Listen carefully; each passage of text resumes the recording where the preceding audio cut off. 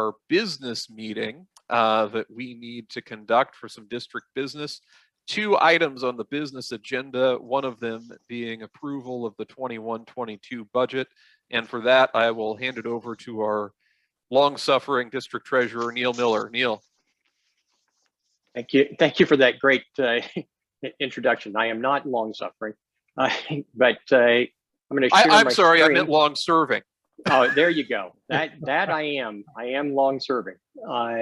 Okay, give me just one moment here.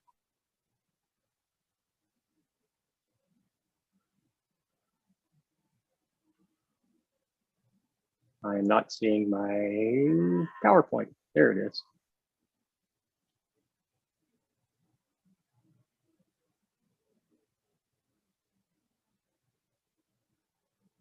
Okay, and I'll try to make this as quick as possible, except that I pulled up the district treasurer training. Sorry, stand by.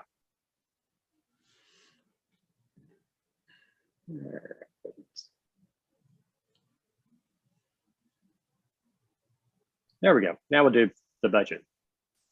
Okay, so Ryan alluded earlier that our membership is down, and that's going to cause our revenue to be down. Hey, Neil.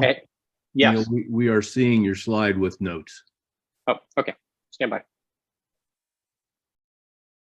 Actually, you know what? Can you see it all right? Yes. Yeah. Okay. Then we're just going to move. We're going to move quickly. As we did for this Rotary year, we're proposing this budget with $25 per member instead of the amount that is by bylaws of $39. And you'll see that our total income, we're budgeting $139,000 this year.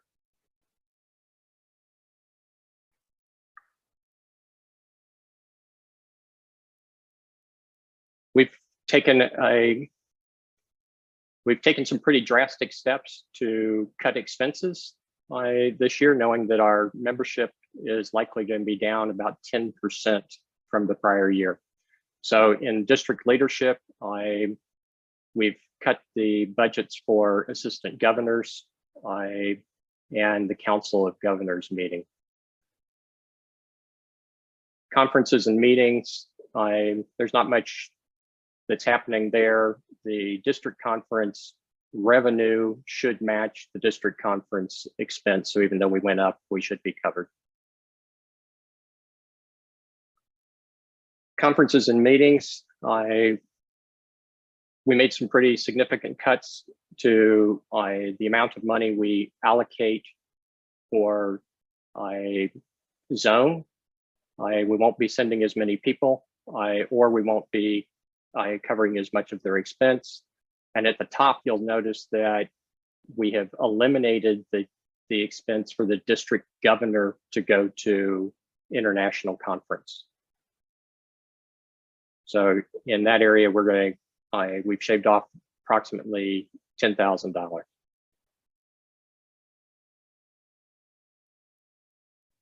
In our committees, exclusive of youth exchange, we've cut a number of expenses. We had planned for a meeting council. We've tabled that. Membership, even though membership is critically important, we had to cut the budget there. We've cut the budget for training team and the visioning team as well. So we've got some fairly significant reductions on a percentage basis. Youth exchange is a little unique because it shows a reduction, which is true, but most of that reduction is because we don't have students.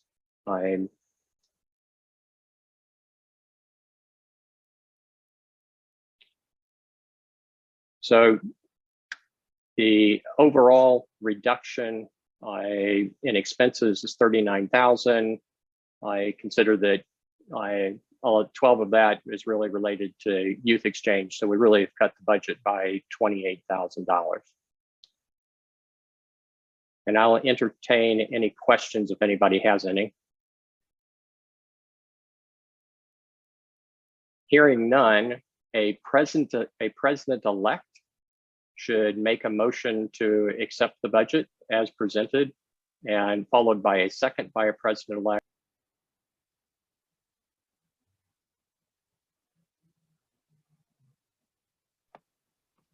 This is Janet Glavin in Peoria. I'll make a motion to approve.